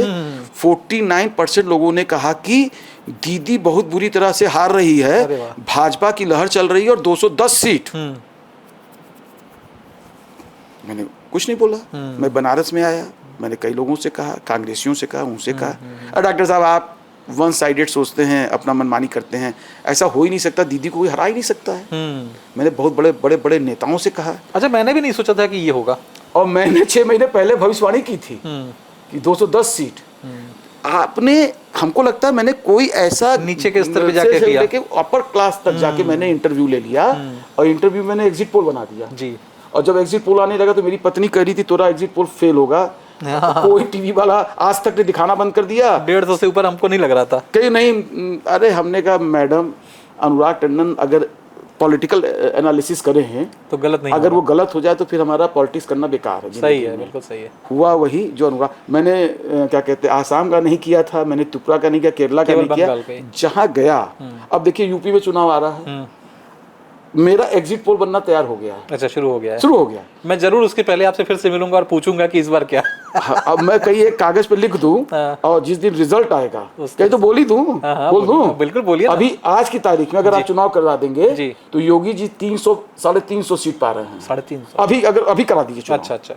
चुनाव क्या होता है, हर जैसे आज 350 हो जाता है, दिन प्रतिदिन कुछ ऐसी कोई बड़ी घटना, कोई नई घटना होगी तो सडनली आप अभी की पोजीशन में पिछली बार से 100 सीट ज्यादा योगी जी लेके आ रहे हैं। ये मेरा एग्जिट पोल अभी तक का है। नहीं, बिल्कुल। और अब 3 महीने बाद का एग्जिट पोल पहुंचेंगे तो फिर कुछ ऐसी कोई बड़ी घटना योगी जी के ऊपर ऐसा कोई दाग लगने वाला नहीं है। लेकिन ये एग्जिट पोल ले देकर अभी तक का मेरा एग्जिट पोल ये है। और फाइनली एग्जिट पोल तभी मुझे लगता है कितना भी नीचे करेंगे तो इस बार 300 सीट जो हम ना जनता से पूछ रहे हो, जनता जितना अपने को सेफ समझ रही है, वो मेरा एग्जिट पोल है। भाई यूपी का एग्जिट पोल हमसे सुन लीजिए, मैं पंजाब का एग्जिट पोल नहीं कर रहा हूँ। बिल्कुल। हाँ, वहाँ पे मैं वहाँ गया नहीं हूँ। मैं आज से कम 1000 व्यक्तियों से उनका रिव्यू लेना चालू कर दिया हूँ। अच्छा, ये जानना चाह रहा था, जैसे all time favourite political personality कौन है आपकी? 4-5? देखिए, ईमानदारी से बता दें, एकदम वही जो मेरी जिंदगी में 2-3 नेताओं ने मुझे बहुत प्रभावित किया है।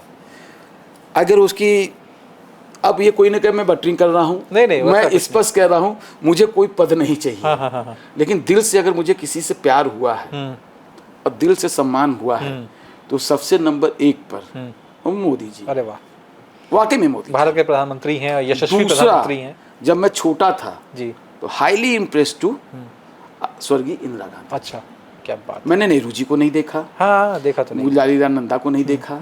लाल बहादुर शास्त्री बहुत छोटे थे, बहुत ज़्यादा उनके काम को, जिसके काम को देखा उसमें इंदिरा जी ऐसा नेता आप समझ लीजिए अगर कोई पॉलिटिकल एनालिसिस होगा, इंदिरा जी के मरने के बाद धीरे धीरे धीरे वैक्यूम आ धीरे गया था। कांग्रेस खत्म कगार पे जाती पॉलिटिक्स में ही वैक्यूम आ गया था, इंडिया के पॉलिटिक्स में कोई नया नेता पैदा नहीं हो रहा पैदा था। ही नहीं हो पाया। थोड़े और बहुत अटल जी थे, बाकी तो कोई और था नहीं। वाकई में जब आप विदेश जाएंगे ना, और जब पहले जब विदेश गए थे 2012 के पहले हम, अब विदेश जाइए और अब देखिए हिंदुस्तानियों का जलवा है, ये जलवा जो है ना मोदी जी ने क्रिएट किया। ये बात सही है, इसमें कोई मैं इसलिए उनका फैन हूँ। मैं इसलिए नहीं हूँ कि मैं भाजपाई हूँ, नहीं, बिल्कुल मैं सबसे पहले मैं डॉक्टर हूँ, मेरे लिए सब धर्म एक समान है, सब बराबर। आप मुझसे कहिएगा डॉक्टर साहब, मैं गुरुद्वारे भी जाता हूँ। बिल्कुल, क्यों नहीं जाएंगे। आप मुझे चर्च, मैं विदेश में तो कहीं जाएंगे जो सबसे बढ़िया चर्च है, मैं चर्च में बैठकर आंख बंद करके हनुमान चालीसा पढ़ता हूँ। आप मुझे मस्जिद ले जाइएगा तब भी मैं वहाँ हाथ जोड़कर, भाई मैं जिस धर्म में पैदा हुआ तो मैं उसी धर्म के बारे में ना जानेंगे, उसी विधि से करूंगा। आप, मैं अगर इस्लाम में पैदा होता तो मैं कुरान पढ़ता हाँ। और डंके की, मैं लेकिन किसी से नफरत नहीं करता। नहीं, नफरत क्यों करेंगे। मुझे मालूम है इतना पढ़ने लिखने के बाद ईश्वर एक है। भारतीय संस्कृति में नफरत तो कहीं आती ही नहीं है, हमारे दिल में है ही नहीं नफरत। और हम लोग बनाते मैं कभी किसी कोई कह दे वो क्रिश्चियन बहुत दुष्ट होते हैं, इस्लाम में आतंकवाद है, ना ना ना, किसी में आतंकवाद नहीं, आतंकवादी इंसान होता है। बनारसीपन यही होता है डॉक्टर साहब की, बनारसी किसी को नफरत और नहीं करता, सबके भगवान तो साथ। सब एक हैं, उनके मानने के अलग अलग तरीके हैं। हम हिंदू धर्म में पैदा हुए हैं तो हम हिंदू की पूजा करूंगा, आप मुझे इस्लाम में पैदा कर दिए होते तो मैं नफरत नहीं करता हूँ। मैं फिल्मों में आपका बड़ा इंटरेस्ट है, फिल्मों में आपके पसंदीदा लोग? देखिए एक चीज़ बता दूं, हिंदी फिल्म इंडस्ट्रीज में जो स्टार्स हैं, बहुत ही टैलेंटेड स्टार, सुपर स्टार बनते हैं। हम आपको लाइन से उस जमाने से चलेंगे, पृथ्वीराज कपूर पाकिस्तान से लेके आए, उनकी अदाकारी, उनकी इतनी पीढ़ी तक अदाकारी चली, अभी तक चल रही ठीक है। वो जब पाकिस्तान पे थे तो वो नाटक मंडली चलाते थे। अब आइए दिलीप कुमार, अच्छा, राजेंद्र कुमार, मनोज कुमार, धर्मेंद्र, जितेंद्र, हम अपने जमाने के थे। और जो क्रेज और जो दो ही आदमी का मैंने रुतबा देखा, 3 आदमी का, राजेश खन्ना, क्या बात है। अरे वो तो अपने समय में भले ही 4 साल 5 साल रहा, जो भी टेन्योर था उसमें अपने एरोगेंसी के चलते वो चला गया। हाँ। उसके बाद अमिताभ बच्चन आज भी समझिए 50 साल से बादशाह बना हुआ है। 85 साल उम्र हो गई और अभी भी उस तरह कूदते हैं। क्या साला, कोई टीवी देखिए, कोई ऐड देखिए, अमिताभ बच्चन के अलावा कोई दिखता है आपको? दिखता नहीं है। हर चीज बेच रहा है। अब आइए नए में खान ब्रदर्स, शाहरुख खान, आमिर खान और शाहरुख खान, सलमान खान, इनकी पिक्चर अच्छी होती तभी तो लोग देखते हैं। तभी देखते हैं, और क्या, सब लोग देखते हैं। बिल्कुल। आज अमिताभ बच्चन सुपरस्टार बने तो क्या उसको एक विशेष समुदाय लोग जाके नहीं देखते वो एक मास देखता है, पूरा मास देखता है। अगर आप पिक्चर अच्छी बनाएंगे तो लोग पूरा देखेंगे, मास देखता है, लोग देखेंगे। तो एक हमारी नाम छूट रहा है डॉक्टर साहब, हम पूछना चाह रहे हैं कि वो कैसा लगता था आपको? मिथुन चक्रवर्ती गरीबों का अमिताभ बच्चन कहा जाता था। बने को मैं भूल गया उसको। मैं भी उसका डांस था कहना, जो भी स्टार बना है, गोविंदा भी स्टार बना, गोविंदा भी बीच के सब स्टार बने, सब फ्लॉप हुए। एक ही जैसे मोनोटोनस एक्टिंग करते करते आदमी भी थक जाता है, चलो नया चीजों को देखें। नया चाहिए। ऋतिक रोशन आया, देखिए कितना छा गया। बिल्कुल। तो कहने का मतलब कि हमारी फिल्म इंडस्ट्री, जो हिंदी फिल्म इंडस्ट्रीज है, उसका कोई जवाब नहीं। उसके जो म्यूजिक कार जो हैं, जो गाने बनते हैं, मैं पूछने वाला था आपसे, संगीत और फिल्मों को लेकर पहले कब तक की फिल्मों में आपका इंटरेस्ट बना रहा और कब आपका इंटरेस्ट जाने लगा? हमारा इंटरेस्ट जब जाने लगा, जब हमारे देखिए नदीम श्रवण तक तो म्यूजिक अच्छी अनु मलिक तक की संगीत, हमको कुछ हद तक कुमार सानू तक के गाने मुझे अच्छे, अभी भी गाने कुछ आते हैं, लेकिन बड़े अजूब कमी अच्छे बहुत ऐसे गाने के दिन में गुनगुनाते रहे। गाना आया, 1-2 चीज चला, गायब भी हो जाता है। लेकिन जो ये सब पुराने जमाने के गाने हैं, वो सब आप आज भी बजा दिए, कोई गाना गाइए, ये हमें लगता है 2000 के दशक तक। हाँ, नहीं गाने अभी भी ऐसा नहीं है, म्यूजिक होता है। हो सकता है वो म्यूजिक मुझे ना पसंद आ रहा हो, लेकिन जो जेंसी हैं उनको बड़ा पसंद आ रहा है। तो देखिए म्यूजिक कोई खराब नहीं होता, ड्यूरेबिलिटी नहीं है उनकी, ज्यादा दिन टिकते नहीं है। पुराने गाने की रीमेक बन रही है, रिमिक्स बन रहा है। और देखिए अब वो वैसी म्यूजिक नहीं बनती है। हम जिस म्यूजिक के शौकीन हैं, अब जो म्यूजिक जो बच्चे सुनते हैं, पता नहीं कौन कौन से सिंगर आ गए, बच्चे जैसे बजाए आपने रहते कुमार हैं। शानू का नाम लिया, कुमार शानू का तो 90 का दशक ही था पूरा पूरा दशक था। कोई पिक्चर आया, नदीम श्रवण का बहुत नदीम जबरदस्त श्रवण का अपना एक जलवा था। लक्ष्मीकांत प्यारेलाल का एक दशक था, बढ़िया था। शंकर जयकिशन का, R.D. बर्मन का। आज की डेट में मतलब म्यूजिक डायरेक्टर और फिल्मों के जो गायक अब तो हैं पता नहीं, हमको लगता है कि एक ही पिक्चर 10-20 गाना गाते हैं फिर गायब हो जाते हैं। एक पिक्चर में 6 म्यूजिककार रहते हैं। हम अब तो जो ट्रेलर देखते हैं, अरे एक पिक्चर में 6 म्यूजिक और 6 ठो गाना, क्या हर गाना एक दिख रहा है, कभी कौन सा गाना क्या है समझ में नहीं आता। ऐसे मैं आपको बता दूं, मैं कोरोना के बाद से पिक्चर हॉल में पिक्चर देखना लगभग कम कर दिया। मेरे यहाँ इतना बड़ा बड़ा टीवी लगा हुआ है और मैं इतना शौकीन हूँ पिक्चरों का, इतना हाई क्वालिटी का मैंने अपने यहाँ म्यूजिक थिएटर बना रखा है, मुझे पिक्चर जाने की जरूरत ही नहीं। बिल्कुल सही बात। एंजॉय करता हूँ घर में पिक्चर को। बनारस के बारे में हम लोग बात कर रहे थे डॉक्टर साहब, तो बनारस को आप कैसे देखते हैं, कल, आज और कल, पीछे का बनारस, आज का बनारस और भविष्य? देखिए, बनारस कल भी बनारस था, बनारस कल भी बनारस रहेगा, बनारस आज भी बनारस है, वही मस्ती, वही वक्त की चेंज है। आज वही मैं से कहना चाह रहा डॉक्टर साहब कि लोग बोलते हैं कि बनारस की मस्ती कम हो गई। ना ना ना, ये सब कहने की बात है। हम लोग थोड़ा सा दूर हो गए ना, अब एजेंसी आ गए, अब उनको बर्गर चाहिए खाने को, उनको कह दो यार इसकी कचौड़ी बड़ी अच्छी है, हम नहीं खाएंगे। तो अब उनको अंडा भी खाना है तो सड़क का अंडा नहीं खाएंगे। डॉक्टर साहब, जो लोग चौक नहीं गए हैं ना वही बर्गर खाते हैं। पहले ये समझिए कि बनारस था कितना बड़ा। सही। गंगा घाट छोरा, गंगा किनारे वाला, हाँ। तो हम लोग तो घाट के उधर, हमारे उस पट्टी पे घाट था, तो घाट के किनारे का शहर, अब वो शहर एक्सपेंड कर गया, बिल्कुल। तो आदमी का दिमाग भी वो मस्ती। उसी अच्छा ये बताइए, जो शिवपुर में रह रहा है, हाँ। या जो पांडेपुर में जाके और आगे कहीं रह रहा है, शिवपुर के आगे रह रहा है, हरौआ रह रहा है, शिवपुर भी तो बनारस में आता है। बिल्कुल है। अरे बताइए, शिवपुर वाला आदमी कहाँ से बनारसी मस्ती सीख के वो आएगा? नहीं समझ पाएगा यहाँ की बनारस। वो तो अगर हमसे मिल लेगा तो कहेगा कौन बकरोल आदमी है भाई, वो कबीर चौरा और मैदागिन को समझ ही नहीं पाएगा। वहाँ के लोगों का नेचर ही नहीं समझ में आएगा। असल में वो सब लोग ज्यादातर बाहर से बसे हुए लोग हैं, बाहर से लोकल बसे, नहीं अगर हैं। उनकी पैदाइशी उधर ही हुई है, वो बनारस की मस्ती क्या जानते ही नहीं है। सही बात। अब बनारस की मस्ती जो थी, कुछ तो लोग इधर उधर चले गए ना, दूर दूर, कुछ कैंट में चले गए, कुछ और जगह फ्लैट पे, फ्लैट सिस्टम आ गया, परिवार बड़ा हुआ, लोग परिवार बड़ा हुआ और लोग बिखर गए। मस्ती कहाँ खत्म हुई है? आइए चौक पे, आज शाम को मिलते हैं, लक्ष्मी की चाय पे, देखिए एकदम लक्ष्मी चाय पे एक मजेदार, वहाँ पे मजा देखिए खड़े रहते कितना। आज भी लोग उसी तरीके से, आज चाय भिड़ा तो हमने हवा हो जाए, 80 की चाय, लक्ष्मी की चाय कहाँ खत्म हुई है? लोग धीरे धीरे बिखर गए, समय की कमी हो और गई है। नया जो जनरेशन आया वो बनारस को समझ नहीं पाया। नया जनरेशन आके वो JSP मॉल, IP मॉल और इस सब मॉल में उलझ गया। बिल्कुल सही बात। हमारे जगह में कौन सा मॉल था? कुछ था ही नहीं। पिक्चर हमारे हॉल यहाँ तो होते थे। कन्हैया चित्र मंदिर, राधा चित्र मंदिर, यही सब चित्र मंदिर हुआ करता था, वही पिक्चर, जय संतोषी माँ, यही सब पिक्चर दिखाई जाती थी। हमारे घर के बगल में प्रकाश टाकीज आनंद मंदिर यही था। सब छोटे खूब थे, घर से बाहर निकलते चारों तरफ पिक्चर हॉल थे, और पिक्चरों का बड़ा क्रेज था। लाइन लगती थी, टिकट ब्लैक होती थी, वो जमाना ही खत्म हो गया। वो मस्ती, बनारस की वो मस्ती जिसने नहीं देखी वो बनारस को क्या जाने, नहीं जानता है। अब सबसे जरूरी बात डॉक्टर साहब, आपके हिसाब से, अब जब जो आपका प्रोफेशन है उससे संबंधित सवाल एक पूछना चाहूँगा, आँखों की सुरक्षा को लेकर आपके क्या सुझाव हैं? क्या करें कि आँखें सुरक्षित रहें, क्योंकि दुनिया को देखने के लिए आँखें चाहिए, जीवन का हर काम आँखों के बिना अधूरा है। देखिए, कैसे सुरक्षा बनाए रखें अपने आँखों की, सुरक्षा बनाए ताकि लंबे रखने समय के तक लिए स्क्रीन टाइम कम होना चाहिए, स्क्रीन टाइम कम होना चाहिए, मोबाइल का यूज़ कम होना चाहिए, और मतलब भर का यूज़ कीजिए। अगर आप जॉब कर रहे हैं कंप्यूटर पे तो AR0 एंटी ग्लेयर ग्लास लगाइए। ग्लास लगाएं। हाँ। इतनी तगड़ी धूप पड़ती है इंडिया के अंदर, अब गर्मी इतनी पड़ती है, जब बाहर निकलिए तो अच्छी कंपनी, ये नहीं कि चले गए एक बार इन्वेस्टमेंट करके अच्छी कंपनी का सनग्लास लगाइए। पौष्टिक खाना खाइए, पौष्टिक खाना खाएं। आप देखिए चना कितना महंगा होगा, एक मुट्ठी चना और 4 ठो किशमिश जी प्रण कर दीजिए। अच्छा, हमें बासी मुँह खाना। अरे वाह। अब बादाम खाने की हैसियत नहीं है मान ली किसी की, ये चना और किशमिश तो कोई भी, अगर आपके पास बादाम खाने की हैसियत है तो 4 बादाम और थोड़ी है, और एक सेव रोज खाइए बासी। बहुत सही।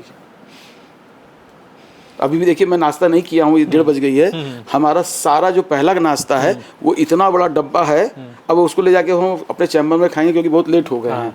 इतना बड़ा डब्बा भरा हुआ है पूरा, सवेरे हमारी पत्नी और माता जी ने उसमें सेव अनार भरा पड़ा है, वही मेरा पहला सवेरे। आज देर हो गई किसी कारण से, कंस्ट्रक्शन चल रहा है, मेरा पहला नाश्ता वो है। फिर मैं तैयार होकर पूजा पाठ करता हूँ, तो मैं हल्का सा वो लेता हूँ, और अगर मैं ओटी में चला गया जी। तो मैं दोपहर का खाना नहीं खाता हूँ। जी। मैं 20 रुपया अपने स्टाफ को देता हूँ, कहता हूँ बाहर चले जाओ, भुजा वाला अच्छा, नहीं होता, भुना। हाँ, भुना हुआ मटर और वो ले आओ, हाँ, वो खा के बड़ा मैं अच्छा ओटी चला जाता हूँ। सबसे बढ़िया आइटम है। अभी देखिए, आज मुझे आई में जाना है, देर हो रही है 5 बजे तक, तो मैं अब घर नहीं आऊँगा। अब मैं सीधे क्लिनिक से 4-5 साढ़े 5 बजे खाली होऊंगा, सीधे आई में जाऊँगा, और आई में जब जाऊँगा तो मेरा स्टाफ मुझे दे देगा। और मैं प्याज और लहसुन नहीं खाता हूँ। अच्छा, प्याज लहसुन नहीं खाते हैं तो वो बिना प्याज वाला बड़भुजे वाला ला के रख देगा, मैं वो चाय के साथ मेरा पेट भर जाएगा उसी से। आंखों के इलाज में टेक्नोलॉजी का क्या योगदान है, क्या बढ़ा, क्या नई टेक्नोलॉजी आई? सब आँख की टेक्नोलॉजी तो ऐसी है, आइए अभी 1:30 बज रही है, हम बैठेंगे, कोई अगर मरीज कैटरेक्ट का होगा, सब कुछ उसके फेवर में होगा, शाम को 7 बजे ऑपरेशन कर देंगे, कहेंगे जाओ 7:15 बजे हेलीकॉप्टर उड़ाओ। हाँ, ये एक नया परिवर्तन हमने देखा है कि 2 घंटे में, 1 घंटे 1.5 घंटे के अंदर काला चश्मा देना मैंने बंद कर दिया, मैं व्हाइट शीशा देता हूँ। अच्छा, हाँ, अब काला चश्मा बंद हो गया है? ये मैं बंद हरी पट्टी जो देते हैं, अरे हरी पट्टी सट्टी तो मैंने, हमको लगता है 2009 से मैं नहीं दे रहा हूँ। मैं सुई नहीं लगाता, इंजेक्शन नहीं लगाता हूँ, चीड़-फाड़ नहीं करता हूँ। अच्छा। पहले काला चश्मा देता था तो लोग कहते हैं अंधेरा अंधेरा देता है, छोड़ो हटाओ, नई टेक्नोलॉजी और सीखे, नई मशीन लाए, हमने कहा काला की जगह सफ़ेद चश्मा लगाइए। हमारे चाचा जी हैं मुकुंद लाल टंडन जी, अच्छा, उनका मैंने 1-1.5 साल पहले ऑपरेशन किया जी। उनको व्हाइट रंग का चश्मा दिया हूँ, आप जानेंगे, मैं हाथ जोड़ के कह चुका, अरे चाचा चश्मा तो बदल दो नहीं, हमें अबे यही अच्छा लगता है, सूट कर रहा अबे यही। अरे कल परसों भी एक जगह मिले, बोर्ड मीटिंग में, चाचा नाम न करवाओ, 1.5 साल हो गया ऑपरेशन के, अभी हमसे फालतू बात मत करो, हमारा भाई यही चश्मा, यही सही है। तो टेक्नोलॉजी इतनी अच्छी है ना आपको। तो डॉक्टर साहब, टेक्नोलॉजी बढ़ने के साथ साथ कॉस्टिंग भी बड़ी होगी, तो ये गरीब अमीर के बीच कैसे मैनेज करते होंगे? देखिए, जैसे कहते हैं ना, भगवान किसी को जब पैदा करता है तो भूखा उठाता है, भूखा सोने नहीं देता है। तो इस देश में अगर आपको मोतियाबिंद हुआ है, अगर पैसा नहीं है तो ये न सोचे कि उसका इलाज नहीं होगा। बहुत सी संस्थाएं हैं जो फ्री में ऑपरेशन करती है। अब तो हमारे देश के प्रधानमंत्री जी ने यहाँ शंकर अस्पताल ले आए, शंकर अस्पताल, हाँ, वो निःशुल्क कर रहा है। अच्छा, निःशुल्क कर रहा है क्या? वो करता भी है, कुछ पैसे वाले पैसा देते हैं। हाँ। हमारा पंजाबी अस्पताल 50 साल हो गया, 33 साल से मैं वहाँ पर निःशुल्क करता था पहले, बिल्कुल। अब लेंस लगता है तो हम लोग क्या करते हैं कि कोई संस्था अगर लेंस दे देती है तो लेंस भी फ्री में लगा देती है। अगर संस्था लेंस नहीं दे पाती है तो मरीज से सिर्फ एक पर्ची कटवा कर लेंस का पैसा, कोई पैसा नहीं, सिर्फ लेंस का पैसा। हाँ, वही मतलब आप लोग तो चैरिटेबल ट्रस्ट का मतलब ये होता है कि अगर मरीज कहता है हमारे पास लेंस का भी पैसा नहीं है, अब उसको लेंस लगाना है, तो मेरे इतने क्लब के यार मित्र हैं, इतनी बड़ी हमारी सर्किल है, कर देता है। किसी को मैं फ़ोन कर देता हूँ, एक मरीज है यार, उसको 3-3.5 हज़ार रुपये खर्चा होगा लेंस का, एक तो ऑपरेशन तुम करा दो। और कुछ तो ऑपरेशन में आपको अपने मुंह से क्या तारीफ करें, नहीं, आपके बारे में पढ़ते रहते हैं। अगर 15 ओटी है, आज जैसे हमारी शनिवार मंगलवार को भी ओटी है, शनिवार को ओटी है मेरी, 12 केस हैं। अब आते आते 14-15 होगा, उसके बाद मैं रोक भी देता हूँ, भैया बहुत ज़्यादा हो रहा है। उस 15 केस में 1 या 2 मरीज जरूर ऐसे होंगे जो निःशुल्क अपने आप में हाथ जोड़ देंगे, कर रहा यार, इतने परिचित भी हैं सब लोग कि आगे खड़े हो गए तो किसी से फोन करा देता है, अरे डॉक्टर साहब कर दी, जब नहीं कहा चलो इतने लोग करा रहे हैं, पैसा दे के एक तो फ्री भी कर दो, ये भावना होनी चाहिए डॉक्टर के। एक अंतिम सवाल और आज के लिए, बस आज के एक ही और सवाल ले रहे हैं। नेत्रदान आपने बहुत कराया है, और क्या मतलब कैसे लोगों को आप प्रेरित करेंगे, क्योंकि लोग इसमें बड़ा संकोच करते हैं, अपना आँख क्यों दान करें, अगले जन्म में आँख मिलेगी कि नहीं मिलेगी, ये सब चीज़ें जो दिमाग में चलती है। मैंने ज़िंदगी में इतना संघर्ष डॉक्टरी में पढ़ने में नहीं किया, जितना संघर्ष मैंने नेत्रदान के प्रोग्राम में उसको हिट करने में लगा दिया।